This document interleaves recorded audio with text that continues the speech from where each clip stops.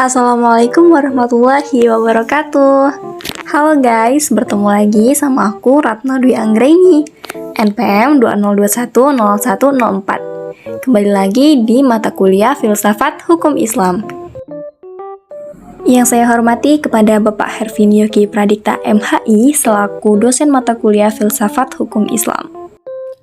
Pada pertemuan kali ini kita akan membahas mengenai sumber hukum Islam. Sumber hukum Islam yang pertama yaitu Al-Quran, yang berkedudukan sebagai sumber pertama dan utama dalam hukum Islam. Kedudukan ini mengharuskan umat Islam memahami pesan yang dikandungnya untuk dilaksanakan dalam kehidupan.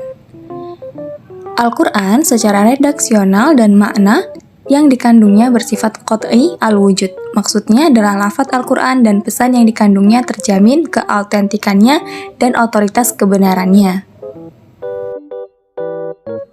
Argumentasi yang menyatakan bahwa Al-Quran sebagai sumber dan dalil pertama dan utama ditemukan dalam penjelasan Al-Quran sendiri pada sejumlah ayat. Lebih dari 30 kali dikemukakan perintah mematuhi Allah dalam Al-Quran. Hukum yang kedua yaitu sunnah, berkedudukan sebagaimana disebutkan bahwa secara normatif ditemukan ayat Al-Quran yang menyeluruh untuk taat kepada Rasul. Ketaatan kepada Rasul sering dikaitkan dengan ketaatan kepada Allah Subhanahu wa Ta'ala. Penegasan Al-Quran juga menyebutkan bahwa perbuatan Rasul berdasarkan wahyu yang diturunkan kepadanya, seperti yang disebutkan dalam surat An-Najm ayat 3 yang artinya, dan tidaklah diucapkannya itu Al-Quran menurut kemauan hawa nafsunya. Sumber hukum yang ketiga yaitu akal dan proyeksi ijtihad. Akal menurut Al-Quran lebih dikhususkan menurut pengertian para Islam, yaitu bahwa memperhatikan alam sekitarnya dengan otak yang dimana otak adalah organ tubuh atau akal. Artinya, akal itu sendiri terdapat dalam otak seseorang yang digunakan untuk berpikir dan berdasarkan pemikiran itu, maka lahirlah suatu ide atau gagasan mengenai suatu masalah yang dipikirkan. Berdasarkan perspektif Islam, peran akal dibagi menjadi dua, yaitu memahami nilai-nilai ajaran agama. Apabila ada doktrin yang kurang jelas, akal akan merumuskan pelaksanaannya.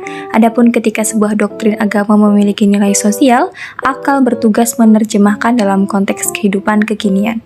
2. Akal bertugas memilih dan menyeleksi doktrin agama.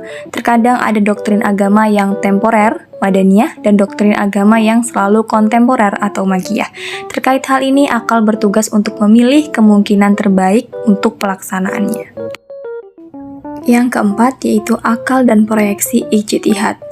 Proyeksi ijtihad menurut bahasa berarti usaha yang keras dan bersungguh-sungguh. Sedangkan pengertiannya dari segi istilah, ijtihad adalah berusaha menetapkan hukum terhadap masalah yang belum ada ketetapan hukumnya dalam Al-Quran dan hadis, yang dilakukan dengan secara cermat. Orang-orang yang berijtihad disebut dengan mujtahid. Antara mujtahid yang satu dengan mujtahid yang lainnya dalam menetapkan perkara yang belum ada ketetapannya hukumnya dalam Al-Quran mungkin akan berbeda dalam memberikan penetapan hukum, sehingga mereka akan mengambil suatu kesimpulan yang sama. Ijtihad menjadi sumber hukum Islam yang ketiga, boleh dilakukan oleh siapa saja yang memiliki persyaratan minimal seperti memahami mafhum ayat atau hadis, memiliki atau menguasai ilmu seperti nahwu, mengetahui latar belakang suatu ayat atau hadis, luas pemahamannya terhadap Islam. Ijtihad diterapkan dengan beberapa cara, terlain ijma dan qiyas. Ijma adalah kesepakatan para mujtahid, dan qiyas merupakan penetapan hukum dengan cara menghubungkan suatu perkara yang sudah ada ketetapan hukumnya terhadap masalah lain yang dihadapi.